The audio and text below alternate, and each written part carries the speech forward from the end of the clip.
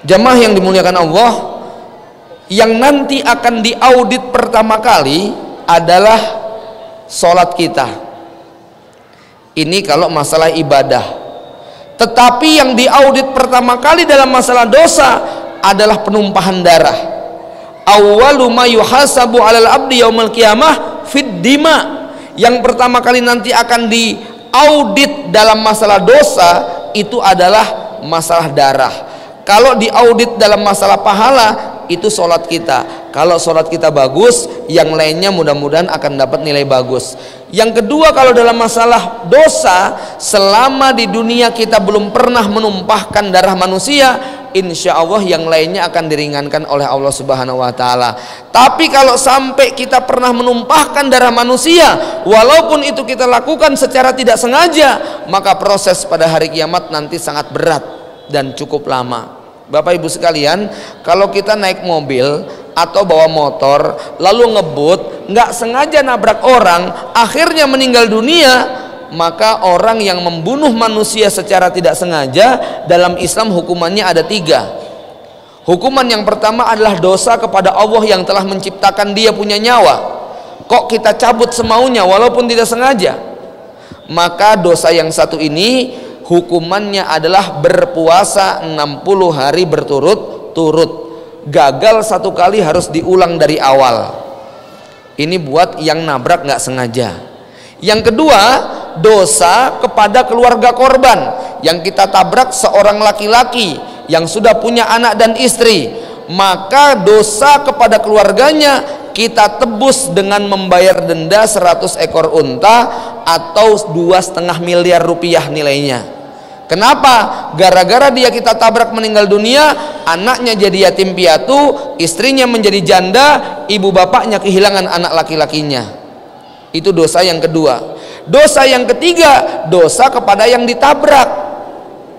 Nanti pada hari kiamat kita akan dipertemukan sama korban tadi. Korban itu akan gugat, kenapa dulu kamu ngebut-ngebut sampai nabrak saya? Bisa dibayangkan Bapak Ibu sekalian, itu dosa membunuh orang lain tidak sengaja. Terus bagaimana kalau dosa membunuh orang beriman secara sengaja?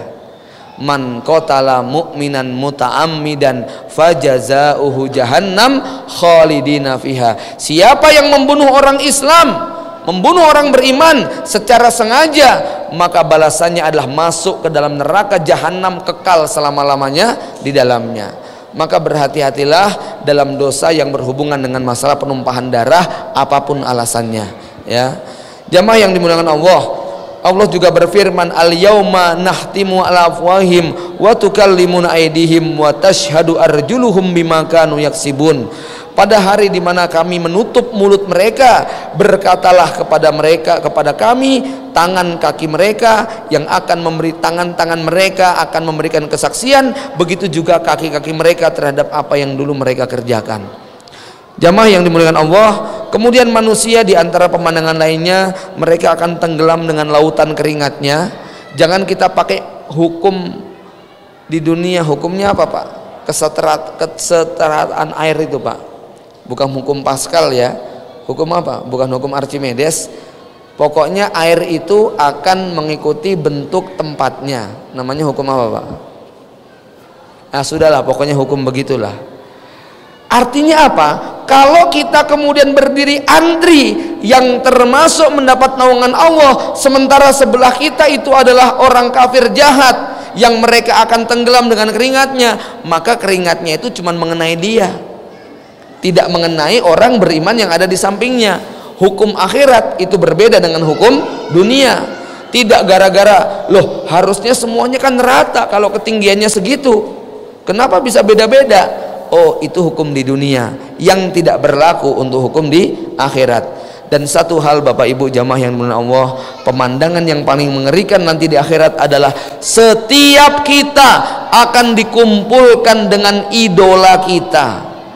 Inilah yang paling mahal yang harus kita ingatkan berulang-ulang kepada kaum muslimin, bahwa orang-orang Islam di akhirat akan dikumpulkan tergantung siapa yang menjadi idolanya. Kalau yang diidolakan adalah orang kafir, yang diidolakan adalah artis selebritis, yang diidolakan adalah para pemburu kenikmatan dunia yang lupa dengan kampung akhirat.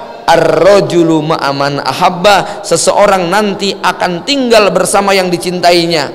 Maka mereka yang pecinta Fir'aun akan berbaris di belakang Fir'aun, yang pecinta Namrud akan berbaris di belakang Namrud, yang pecinta Abu Lahab, Abu Jahal akan berbaris di belakang Abu Lahab dan Abu Jahal. Yang di dunia idolanya adalah orang kafir, maka dia nanti akan jejer bersama orang kafir tadi. Inilah yang paling kita khawatirkan. Urusan cinta dan benci, urusan memilih idola, ini adalah urusan yang akan sampai di padang mahsyar. Tetapi kalau cinta kita diberikan kepada orang-orang yang beriman, maka nanti kita akan dikumpulkan dengan orang beriman.